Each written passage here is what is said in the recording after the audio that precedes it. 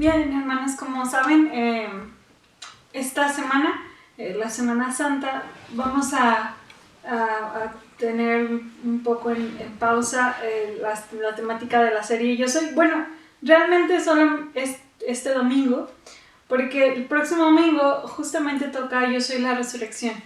Y el próximo domingo es culto de resurrección, vamos a ver ese tema.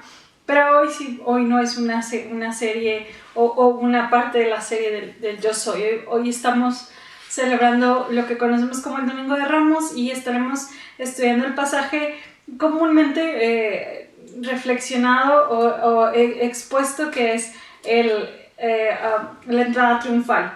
Así que les voy a pedir, hermanos, que dos cosas. Vamos a abrir nuestra Biblia en Mateo capítulo 21 del 1 al 11. Y una vez que lo tenga, vamos a orar, hermanos, porque a lo mejor ustedes ya tienen muchos años en el Evangelio y casi siempre el mensaje es parecido, ¿verdad? Es similar, entonces a veces llega a ser un poco, no tedioso, pero sí, quizás sentimos que ya lo sabemos. Entonces vamos a pedir al Señor que Él siga hablando en nuestra vida. Está bien, vamos a orar. Señor, tu palabra es viva, es real y es actual. Te pedimos, Señor, que tú bendigas tu palabra y que tú hables y que, Señor, quites de nuestra mente y de nuestro corazón si de alguna manera inconsciente nos predisponemos a pensar que ya hemos estudiado este pasaje. Te pedimos que nos sorprendas, porque tú eres un Dios que siempre se revela, que siempre muestra algo de Él para nosotros. Habla, que tu pueblo escucha, Señor. En Cristo Jesús. Amén. Muy bien, hermanos. Vamos a leer Mateo capítulo 21 y voy a leer del 1 al 11. Dice la palabra de Dios. Cuando se acercaron a Jerusalén y vinieron a Betfagé, al monte de los olivos, Jesús envió 2 discípulos, diciéndoles: Id a la aldea que está enfrente de vosotros, y luego hallaréis una asna atada y un pollino con ella. Desatadla y traédmelos. Y si alguien os dijere algo, decid: el Señor los necesita, y luego los enviará. Todo esto aconteció para que se cumpliese lo dicho por el profeta cuando dijo: Decid a la hija de Sión: he aquí, tu rey viene a ti, manso y sentado sobre una asna, sobre un pollino, hijo del animal de carga. Y los discípulos fueron e hicieron como Jesús les mandó, y trajeron el asna y el pollino, y pusieron sobre ellos sus mantos, y él se sentó encima. Y la multitud, que era numerosa, tendía sus mantos en el camino, y otros cortaban ramas de los árboles y las tendían en el camino. Y la gente que iba delante y que iba detrás aclamaba diciendo: Hosana al Hijo de David, bendito el que viene en el nombre del Señor, hosana en las alturas. Cuando entró él en Jerusalén, toda la ciudad se conmovió, diciendo: ¿quién es este? Y la gente decía: este es Jesús, el profeta de Nazaret de Galilea. Hermanos, ¿por qué es tan importante la entrada triunfal? Porque es un acontecimiento tan real, bueno, no real, sino tan fuerte y tan trascendente en esta semana, última semana de la vida de Jesús. Bueno, la primera respuesta que pudiera darles, hermanos, es que solamente hay algunos aspectos de los evangelios que los mencionan los 4. Y es la pasión de Jesucristo, es decir, la última semana. Y en cada evangelio, la última semana de Jesús ocupa más o menos el 30% de todo el libro. O sea, es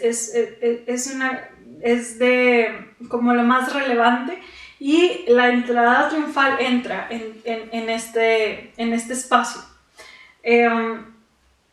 Y bueno, Antes de seguir contestando la importancia de la entrada triunfal, quiero mencionar que la entrada triunfal se da en el ambiente de la fiesta de la Pascua. La fiesta de la Pascua, todos hemos escuchado de ella porque es la fiesta más importante de los judíos. Es la fiesta donde se realiza o se conmemora la liberación de los judíos del pueblo de Israel. Y entonces el pueblo de Israel no solamente conmemoraba ese espacio, sino que en el tiempo de Jesús, cuando estaban bajo el gobierno de Roma, recordaban la libertad de haber sido esclavos y ahora libres, y que Dios les había prometido un lugar y un espacio. Esa celebración la veían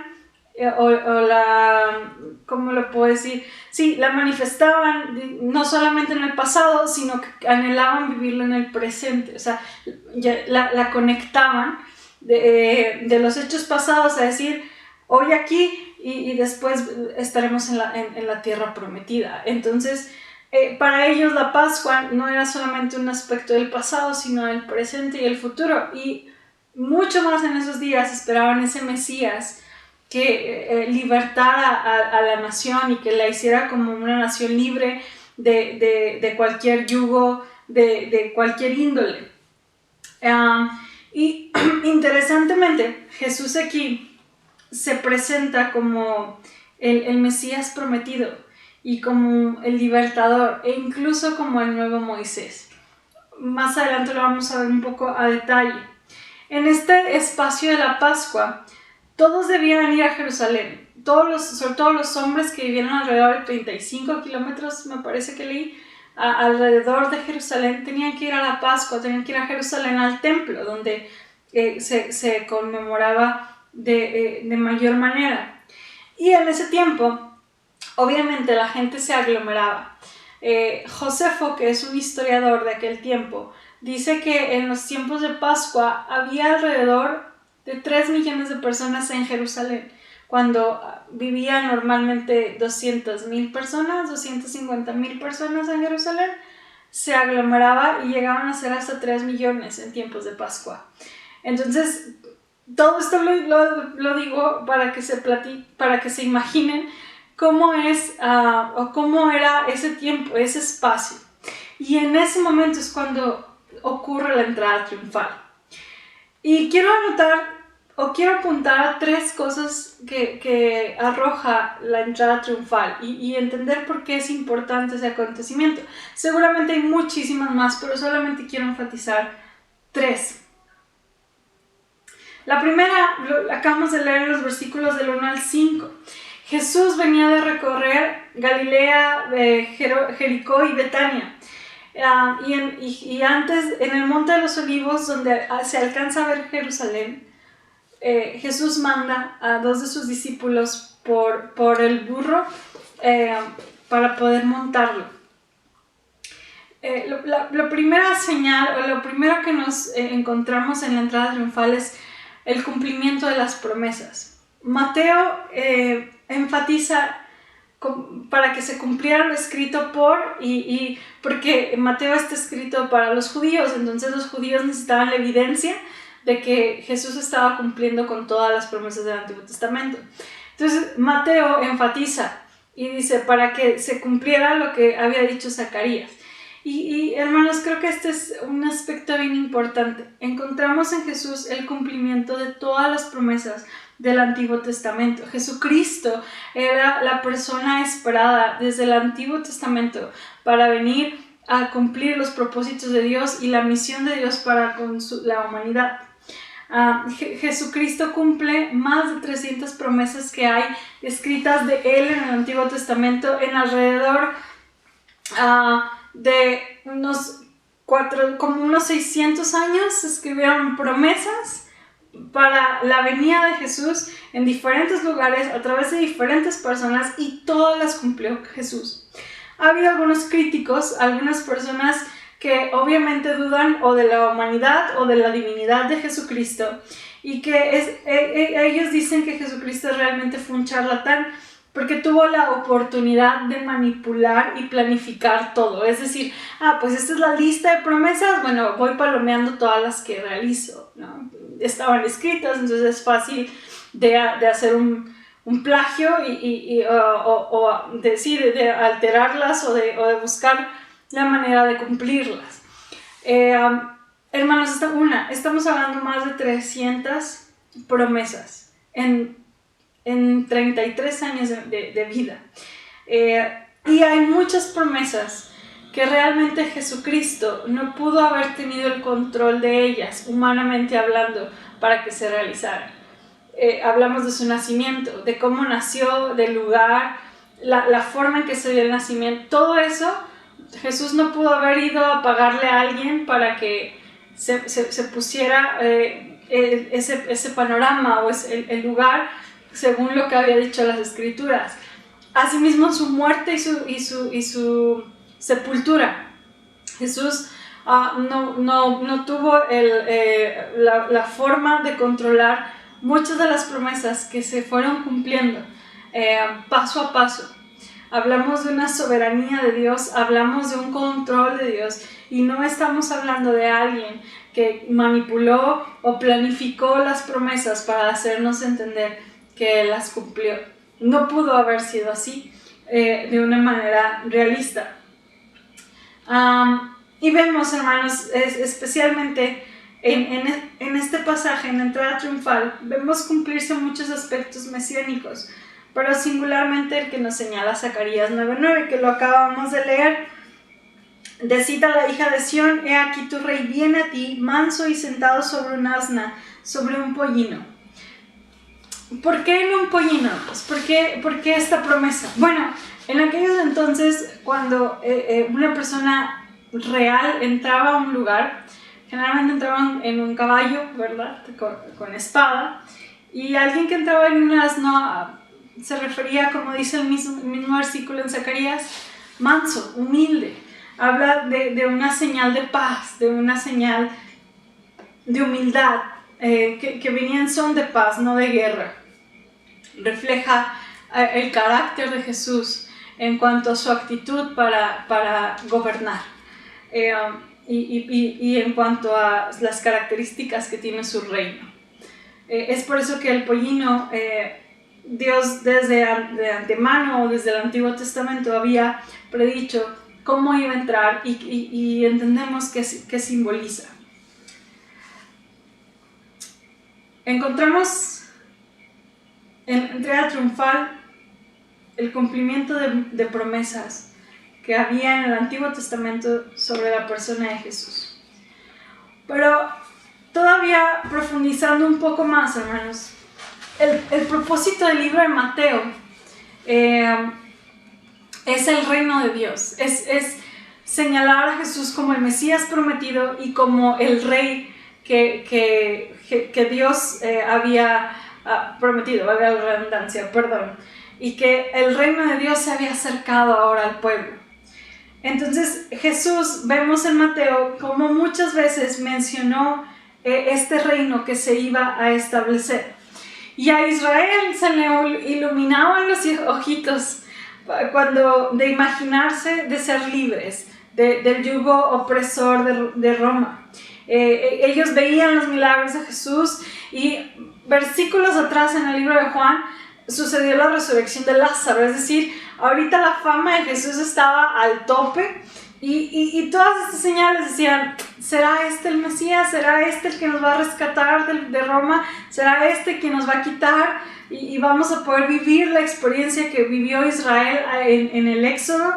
Y entonces pusieron toda su esperanza en Jesús. Ahorita el pueblo de Israel, en este momento de la Pascua, del inicio de la Pascua, la esperanza del Mesías, de un libertador, estaba sobre la vida de Jesús. Y eso es lo que quiero que entiendan, hermanos, y por eso es tan importante la entrada triunfal. Porque el pueblo de Israel había puesto su esperanza en Jesús como Mesías. Pero este Mesías, curiosamente, incluso el pueblo lo pensaba, pues era diferente a lo que ellos esperaban, porque había nacido en un pesebre, era un rey o era un Mesías que llegó en un burro, no traía espada. Durante este tiempo se había juntado con pescadores y convivía con la gente más indigna. O sea, era muy extraño el Mesías, pero los milagros y el poder de Dios lo respaldaban. Entonces era así como una confusión para el pueblo, pero ellos estaban anhelantes de que el Mesías surgiera, ¿verdad? Y muchos pusieron su esperanza en él. Sin embargo, ellos no estaban entendiendo que Jesús presentaba otra clase de reino y que el enemigo a vencer realmente no era Roma, sino era mucho más poderoso, que entendemos que es el pecado, ¿verdad? Y las huestes del mal. ¿Y qué estaba sucediendo en este momento, hermano? Yo quiero que lo visualicemos. ¿Qué está anunciando Jesús en este momento? ¿Qué iba a pasar? Bueno, la entrada triunfal, hermanos, es el choque de estos dos reinos. Es el choque del reino que el pueblo de Israel estaba esperando y el reino de Dios que Jesús llegó a plantar y llegó a decir, este es mi reino y yo soy el rey, ¿verdad? Es esa confrontación de dos reinos. Eso significa la entrada triunfal y es bien maravilloso, hermanos, porque en la entrada triunfal por primera vez Jesús está anunciando públicamente su identidad. Es decir, la entrada triunfal, hablando de estos dos reinos, Jesús estaba anunciando, sí soy el rey, sí soy el Mesías, sí soy el enviado de Dios, sí soy. Si ustedes se fijaron durante todo su ministerio, Jesús, a Jesús le preguntaban o se cuestionaban si él era el que había de venir o si él era, y Jesús no respondía. Jesús preguntaba a los demás, ¿tú qué piensas quién soy? Pero él no lo anunciaba de una manera pública. A sus discípulos sí, pero no de una manera pública. Incluso vemos a un Jesús diciendo, no diga nada, porque no ha llegado mi hora. Constantemente Jesús dice, no ha llegado mi hora, no vayan a decir. Obviamente todos iban y decían muchas cosas, pero Jesús, él de su parte, públicamente no había reconocido que él era el Mesías solamente con sus amigos o sus discípulos íntimos. Entonces ahora Jesús es esa hora que no había llegado antes, es la hora de revelarse como rey, es la hora de manifestarse, ahora sí decir, sí soy yo, sí soy el Mesías, sí soy el rey. O sea, Jesucristo ya no procuró evadir la atención, ya no procuró quitar a los fariseos, al contrario, desafió, hizo entrada pública, hizo una limpieza del templo, aceptó la aclamación de un pueblo, porque había llegado la hora de que reconocieran a Cristo como el Rey y como el Mesías. Y obviamente eso desencadenó lo que conocemos que va a pasar. Sin embargo, la entrada triunfal, hermanos, es ese momento de significado cuando Jesucristo hace pública el ministerio de su reinado, su misión como Mesías, su evidencia de que Él trae un reino a manifestarse y que Él es el gobernante y Él es el rey. Obviamente eso hizo ruido, hizo un escándalo y una opresión política increíble que llevó a Jesús a la cruz. Pero la entrada triunfal es esa señal de Cristo donde dice, sí soy yo, sí soy el Mesías, sí soy el Rey. Y para ese momento, y quiero subrayarlo, enfatizar, para ese momento, en ese momento de, digamos, de reconocimiento público, el pueblo de Israel honró a Jesús como Rey, lo alabó como el Rey, lo alabó como Mesías. La gente tenía la esperanza de vivir una libertad como la del Éxodo, y entonces vieron en Jesús una respuesta. Y bueno, dice la Biblia que pusieron palmas y mantos y por ahí pasó Jesucristo. En aquellos tiempos las palmas y los mantos, desde el momento en que se los pusieron al asno y todo el recorrido, digamos que es la alfombra roja de antes para la gente importante, ¿verdad? Y no solo eso, sino también algo bien importante es lo que ellos gritaban sin darse cuenta de realmente lo que estaban diciendo. El pueblo gritaba Hosana, ¿verdad? Hosana al hijo de David, bendito el que viene en el nombre del Señor, Hosana en las alturas. En otras palabras, el pueblo gritaba, sálvanos Mesías, sálvanos Mesías, bendito tú que vienes en el nombre de Dios, sálvanos, hijo de David. Ellos entendían como hijo de David a alguien que iba a venir de la línea del rey David, y que justamente Jesús sí viene de esa línea. Y es bien increíble, hermanos, porque sus palabras eran tan correctas, pero estaban tan alejadas de la verdad a la vez. También había otro tipo de reacciones. En medio del reconocimiento vemos a otro pueblo, a otra parte del pueblo, en el versículo 10, conmovido, causó en el pueblo mucha conmoción, preguntando quién es este o qué hará. Y entonces ellos, es el profeta, ¿no? Jesús de Nazaret. Había mucha turbulencia, había aceptación, había rechazo, y como mencionábamos, la tensión política que seguramente se respiraba era increíble. Y me recordó, hermanos, capítulos antes, Jesucristo le preguntó a sus discípulos, ¿quién dice la gente que yo soy? Y entonces ellos respondieron, bueno, unos dicen que tú eres un profeta, otros dicen que eres Juan el Bautista, que regresó. Ok, pero ¿quiénes dicen ustedes? Y entonces Pedro dice, tú eres el Cristo, el Hijo del Dios viviente, tú eres el Mesías. Pedro tuvo la oportunidad de reconocer, y Jesús lo felicita y le dice, esto no te lo ha revelado carne ni sangre, ¿verdad? Sino mi Padre que está en los cielos.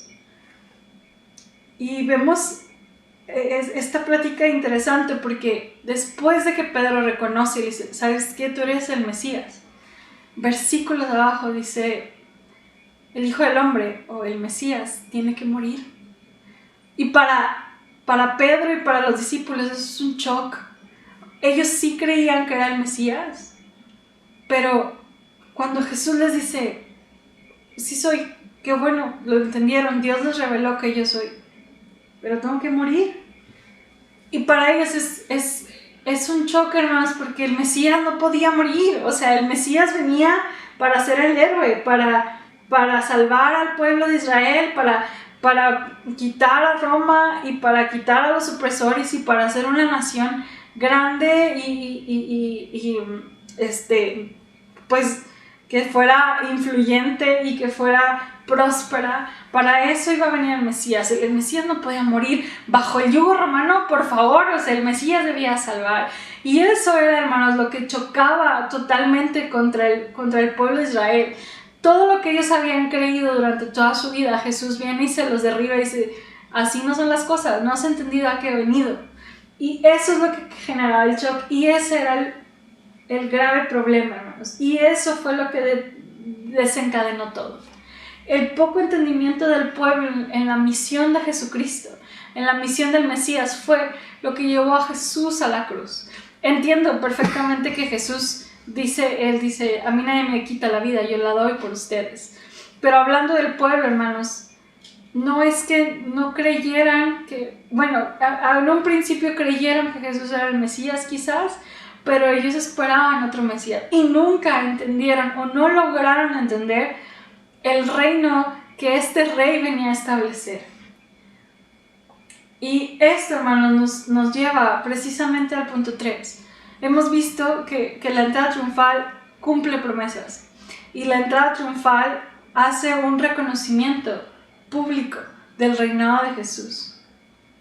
Pero también la entrada triunfal nos lleva a una adoración superficial. Quiero que me acompañen a Lucas 9:41 al 42. Dice, Respondiendo Jesús, respondiendo Jesús dijo, no es 9, es Lucas 19. Dice, y cuando llegó cerca de la ciudad, al verla, lloró sobre ella, diciendo, oh, si también tú conocieses, a lo menos en este tu día, lo que es para tu paz, mas ahora está encubierto de tus ojos. Jesús, en este pasaje es igual la entrada triunfal, y dice que se puso a observar la ciudad y lloró sobre ella. Y dice, si pudieras ver lo que hay para ti, pero no has entendido. Y el problema, hermanos, es que el pueblo de Israel tenía una expectativa que Cristo no cumplió. Ellos no supieron quién era Jesús, no le conocieron y por eso le crucificaron. Vemos a un Jesús que sufre en este pasaje porque recordaba la gloriosa historia de Israel, de cómo Dios había bendecido y favorecido tantas veces a este pueblo y en tantas maneras, pero cómo la nación una y otra vez renegaba y se había negado a cumplir el propósito. Y para colmo, como los líderes religiosos habían rechazado al Mesías. El pueblo de Israel, hermanos, y ahora quiero también aclararlo en nosotros. El reino de Cristo es tan diferente a lo que a veces pensamos que es. El reino de Cristo era muy diferente al reino que el pueblo de Israel esperaba. Y cuando vieron que Jesús no iba a reaccionar como ellos esperaban, ahora gritaban, 5 días después gritaron, crucifícale. El reino de Dios, hermanos, a veces pienso que es al revés de todo lo que a veces pensamos, que es lógico. El reino de Dios es un reino que dice que el más grande es el que sirve. El reino de Dios es aquel que el que no promueve venganza, sino amor a los enemigos. El reino de Dios es aquel que ve primero por el otro más que por sí mismo. El reino de Dios es humillarse y quebrar el orgullo. Ese es el reino de Dios y ese es el reino que Jesús quiere venir a establecer y solamente lo puede establecer a través de aquellos que han creído. Eso es lo que el rey quería venir a decir. Sí, soy el rey del reino de mi Padre que quiere establecer su reino en cada uno de nosotros. No vengo a una situación política, pero no lo entendieron. El rey no venía a un gobierno físico, sino a gobernar en quien decidiera creer en él y establecer el reino divino a través de ellos, es decir, a través de usted y yo. El pueblo que adoraba a Jesús y gritaba, sálvame, Hosana, 5 días después gritó, crucifícale, porque no conocieron a Jesús. En sus corazones hubo una falsa adoración, una falsa coronación. Hubo mera adulación a Cristo. Hermanos, sí podemos decirle a Jesús, Señor, sin que realmente lo sea. La entrada triunfal nos enseña que sí podemos cantar alabanzas al Rey, pero sin tenerle como Rey. Podemos llamarle Rey, como lo hicimos ahora en los cantos que acabamos de cantar. Pero nuestra vida seguir diciendo y proclamando, pero sigo yo siendo el Rey. Sin darle a Cristo el reinado de nuestra vida y de nuestro corazón. La pregunta es, hermanos, ¿está el reino de Cristo establecido en tu vida? o también solamente es una falsa adoración. ¿Por qué nos acercamos a Jesús? ¿Por qué un día yo le busqué a Cristo? Porque me dijeron que me iba a dar algo, que iba a sentir algo, que iba a mejorar en mi vida. ¿Por qué me acerqué al Rey de Gloria? ¿Por qué estoy cerca de Jesús? ¿Cuál es mi interés de estar cerca de Jesús? ¿Realmente es una verdadera adoración de reconocer su amor, su gracia, su perdón, su compasión? ¿O realmente es por una necesidad personal? Eso hace toda la diferencia entre el pueblo que adoró falsamente y después le crucificó y el pueblo que perteneció o pertenece a Jesucristo. Ay. Dentro de la entrada triunfal, hermanos, versículos abajo, en el versículo 12, viene la limpieza del templo, que es una parte muy importante. Solamente la quiero mencionar porque es una parte, creo, esencial de la entrada triunfal. Jesús limpia el templo. Ustedes recordarán que en Juan 2 se ve que el Señor volca las mesas y hace esto porque estaban lucrando. Bueno, aquí hay otra limpieza. Muchos coincidimos en que son 2 veces las que Jesús manifiesta esto. No es que esté mal cronológicamente, sino que en 2 ocasiones el Señor hace este llamado a no convertir su casa en cueva de ladrones. Y esta limpieza o esta limpieza de templo afirma la autoridad de Jesús como Rey. Hace un juicio severo sobre los líderes, hace una depuración del templo, porque el templo será llamado casa de oración. Hay una confrontación entre Jesús y sus líderes, y hay una señal de que Jesús estaba por encima de todo y por encima del templo, porque para ellos el templo era la máxima expresión de la presencia de Dios. Jesús se hace público su reinado, su nombre de rey, de Mesías. Y es eso, hermanos, y es la acción de la purificación del templo. Solamente a Jesús se le ocurre que en esa tensión política todavía va y confronta el lugar más sagrado del pueblo de Israel. Pero había llegado la hora y Jesús estaba consciente de lo que iba a pasar. Y no es que Jesús lo haya provocado a propósito, sino que él sabía lo que tenía que pasar. Y por eso sabía que el Señor o Dios estaba poniendo el momento para que Jesucristo fuera a la cruz. Y era necesario este momento de transición pública de Jesucristo como Rey. Y por eso la entrada triunfal, hermanos, es tan importante. Porque, repito, porque vemos cumplir las promesas en Jesús, porque vemos el reconocimiento público de Jesucristo como Rey y Mesías.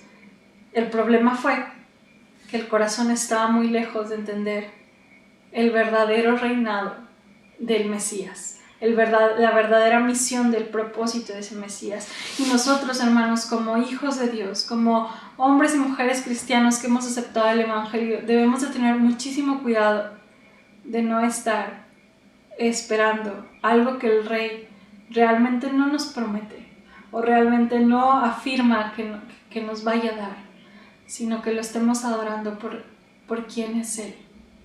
Y en medio de estos momentos, hermanos, el Señor tiene cuidado de nosotros. Busquemos al Señor y claro que nos va a dar la esperanza que necesitamos, pero nunca dejemos de adorar a Dios por quién es Él. Recordemos como David, que nuestra alma y nuestra mente adoran al Señor y que no olvidemos ninguno de sus beneficios. Termino. Cristo en esta entrada triunfal está esperando que usted y yo también digamos: Hosana. pero que ese hosana sea un clamor por su salvación. Que Cristo sea salvándonos de nuestra lucha por el pecado. Que Cristo sea salvándonos del rencor. Que el Rey de Gloria nos salve de nuestros miedos, que hoy día quizás son muchos. Que el Rey nos salve del egoísmo, de la apatía, de no servir ni ver por los demás. Que el Rey de Gloria sea glorificado y entronado en nuestras vidas como Él realmente lo merece. Hermanos, quiero que tengamos un tiempo de alabanza. Escuche este canto, medite en este canto y mientras está, ore al Señor y piense dentro de su corazón y su mente si nuestra adoración, si nuestra forma de ver a Cristo es errónea, si no, nos hemos acercado al Rey por obtener algo del Rey o por adorarle por lo que es Él, si le hemos dicho, Señor, que tu reino gobierne mi vida, que seas tú el Rey de mi corazón, pero no de labios para afuera, como puede pasar, como lo hizo ese pueblo, sino que realmente ese reino que es al revés, donde amo a mis enemigos, donde sirvo a los demás, donde quiebro mi orgullo por honrar tu nombre, sea vivo en mi vida. Hermanos, Semana Santa, estos días no pueden pasar solamente por recordar lo que Jesús hizo, sino nos llevan a examinar y pedir al Señor, sálvanos Dios. Aún hay cosas que no te agradan de mí. Oh sana Dios, oh sana de mí. Sálvame Señor. Escuchamos este pequeño canto y regresamos para terminar en oración, para ser despedidos.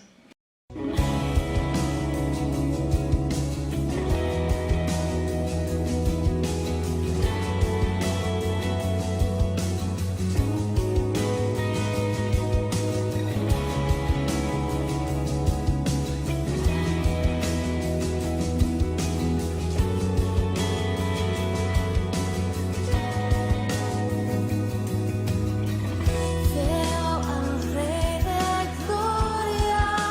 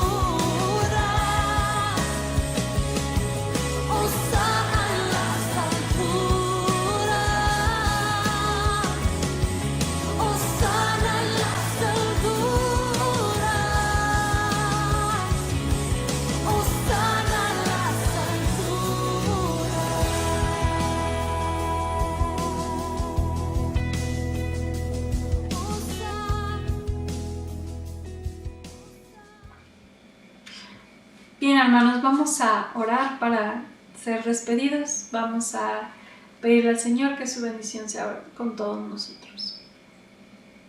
Buen Dios, te doy gracias por ese tiempo. Gracias, Rey soberano y creador de todas las cosas. Señor, no me resta más que pedir tu bendición para toda tu iglesia. Nuestra iglesia sufre, Señor. Nuestra iglesia se duele por las cosas que vivimos. Pero aún en medio de todo esto, queremos rogarte que tu reino se establezca en nuestras vidas, Señor. Que realmente tú seas el Rey de nuestra vida y que nosotros seamos súbditos, obedientes, amorosos, serviciales, Señor. Buen Dios, gracias. Gracias por este espacio y pedimos, Señor, que tu gracia nos acompañe y que tú sigas transformando nuestro corazón.